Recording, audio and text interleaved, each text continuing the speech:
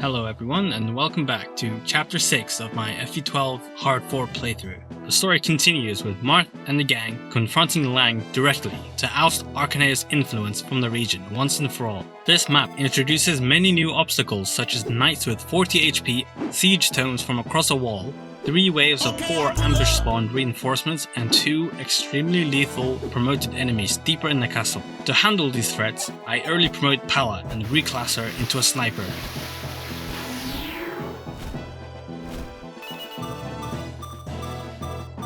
When a unit reclasses into Sniper, they benefit from the Sniper's great class bases and a minimum of C rank in bows. With the Rainbow Tonic boost, she sports a crazy 16 strength and 21 speed, is able to use a forged steel bow and the newly acquired killer bow, and can attack safely and accurately from 2 range. I start the map by sending Palla to the right with a Pure Water to take out the siege dome, and everyone else to where the bulk of the enemies are, the left. Palla easily takes out the bishop, allowing Julian to approach and recruit Rickard safely.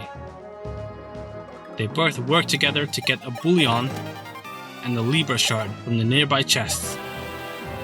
I'm then joined by 2 new recruits who I've never seen before in my life, and I'm being gaslit into believing are genuine Fire Emblem units that really exist. The enemies on the left are too strong to simply overwhelm, as the knights and mages mostly possess 1-2 range, meaning I can't avoid taking a lot of damage. I draw them out with Lind before pouncing with the remainder of my army.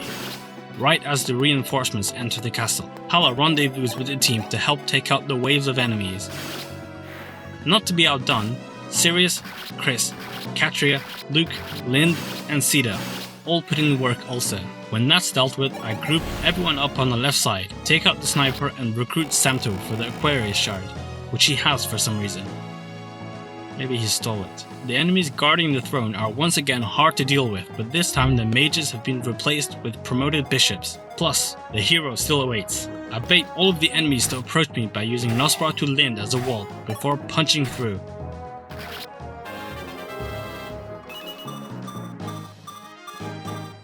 Saving Palla to crit kill the hero.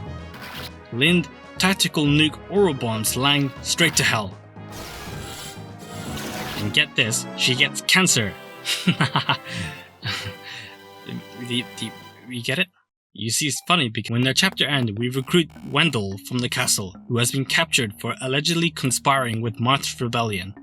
Wendell reveals to us that the star sphere shattered as a result of Goto using his power to create the Starlight Tome in the previous war, and that the shards he had collected were confiscated by Lang.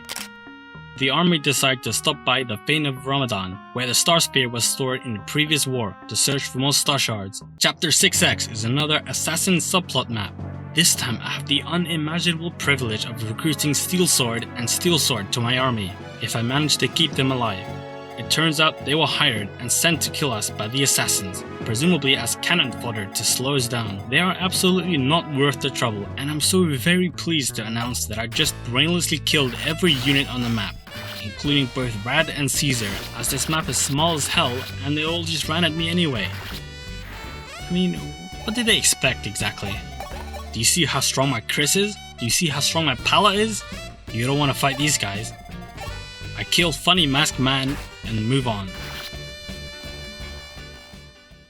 It's time to get back on track with the main campaign. Chapter 7 has the team approach the Fane of Ramadan to search for more star shards, but it appears the shrine has been looted by thieves. This map has us chase down fleeing thieves that carry valuable treasure, including the Scorpio shard, one of the most important star shards as it gives +2 to speed, and is the only speed boosting star shard in the game. I haven't done a good job of showing just how quickly enemy speed stats grow in the Lunatic, but this chapter provides a good demonstration as my Sirius, my brand new pre-promoted combat king, needs a Rainbow Tonic boost just to avoid being doubled by the thieves on this map. And Aaron, my loyal Jagan that's quickly approaching his use-by date, has 12 speed and cannot avoid being doubled. The thieves start far away in the middle of a forest, reminiscent of the Spirit Forest from FE4, but unlike FE4, I have flyers, 4 of them, ready to trivialize this problem.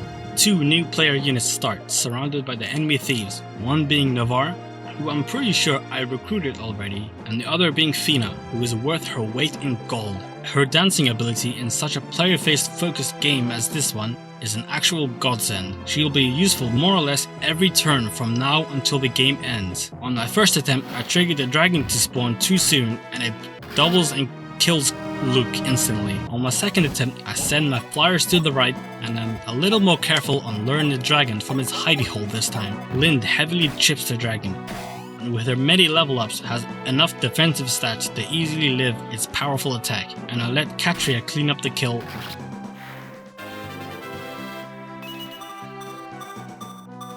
and earn myself a red gem.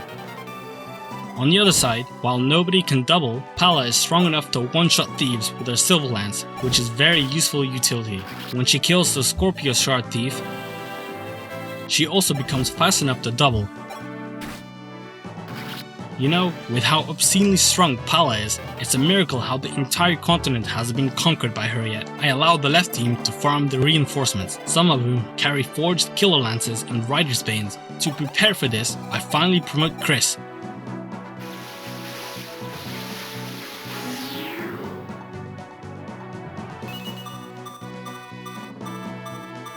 And he reclaims his rightful place as the strongest unit from Palla. He is durable enough that he can comfortably live an attack from a forged rider's bane. The disjointed movement of the Armor Knights and the Cavaliers made navigating this assault quite tricky at times, but when my flyers come to reinforce, I have no trouble disposing of the threats. The boss is pretty annoying. He's really fast enough to double every unpromoted unit, but Chris chips him down so he's no threat.